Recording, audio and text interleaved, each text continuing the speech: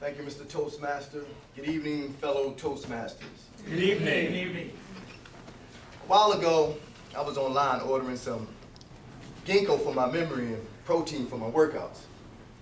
And I noticed a variety of advertisements using half-dressed models or half-naked models to sell their health products. And we've all seen these ads thousands of times and paid them little mind, but this particular time I considered them well. I gave extra attention to what I was observing. Two questions came to mind.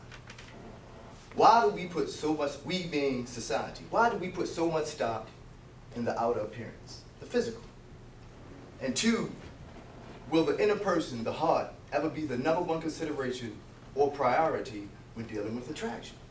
And we have to be very candid with ourselves and each other when we talk about attraction, because we like what we like. Most of us have that outer physical thing that draws us in. It does it for us. Like the stomach, the eyes, the lips, check it out, elbows, maybe. Not a huge popular one, but for someone out there it is. So I went a little deeper in thought, and then to the source of all things, and that is this. God rarely considers this physical appearance when judging anything. It's the heart, your mind, your thoughts, your motives. What are you thinking? What's your angle? That's most important. So now, where do most of our ideas and thoughts stem from? The media, movies, television, radio, print, the World Wide Web. We are bombarded with ideas and images focusing on the physical and what our culture deems attractive.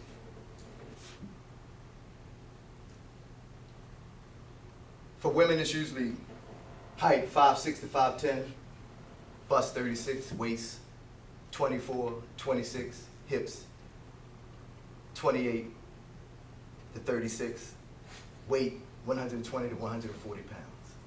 For men, let's just say tall, dark, and handsome. We don't hit the mark either. And for women, less than 5% of women fit into that category. And as a result, the focus is on the physical. And we see these images constantly, all the time. Our teenagers, they see these images constantly, all the time. Our young kids break their necks to look at them. And as a result, again, the focus is on the physical. And not the inner person, the heart.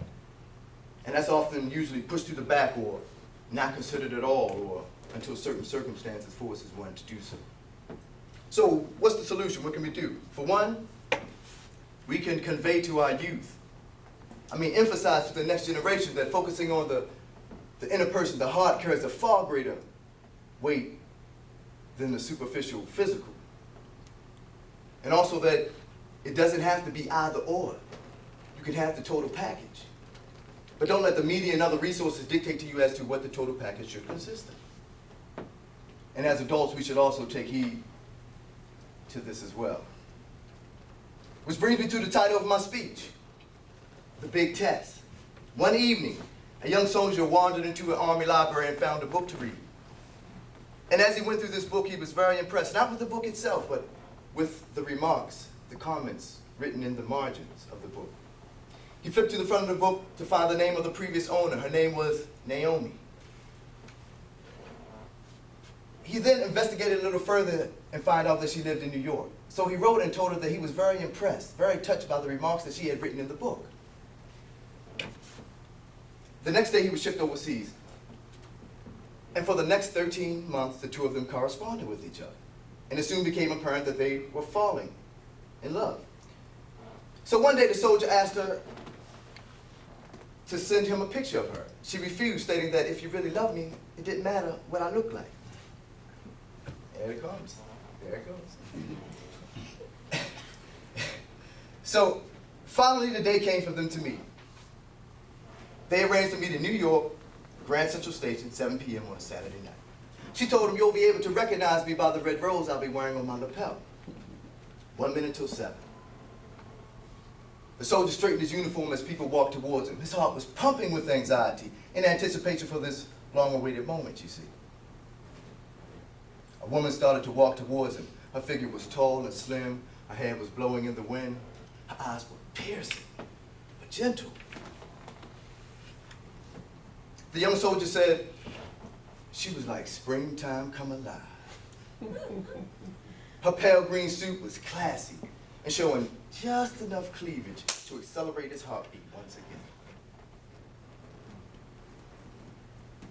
The soldier,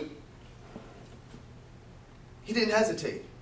He immediately started towards her. Then he realized that she was not wearing a red rose. He took another step closer, then he realized, and he noticed Naomi. She was walking directly behind the woman in the green suit. He didn't see her. A woman well beyond his preferred age. She was a little more plump. This is coming from the soldier. She was a little more plump than what he was used to. She had salt and pepper hair tucked under a worn hat. Her thick ankled feet were thrust into low-heeled shoes, and she wore a red rose on the rumpled lapel of his brown coat. And the woman in the green suit was walking away quickly. He said, I felt like I was being split in two. So there she stood. Her round, plump face was gentle and sensible. But he didn't hesitate. He squared his shoulders and he greeted the woman, although as he spoke, he felt choked by the bitterness of his disappointment. Hello, I'm Lieutenant Daniel Smith. You must be Naomi. I'm so glad you could meet me here. May I take you to dinner? The woman answered and said, son, I don't know what this is all about. But the young lady in the green suit who just went by begged me to wear this rose on my coat. And she said that if you were to ask me out to dinner, that I should tell you that she is waiting for you in the restaurant across the street. Hence, the big test. And he passed. Would you?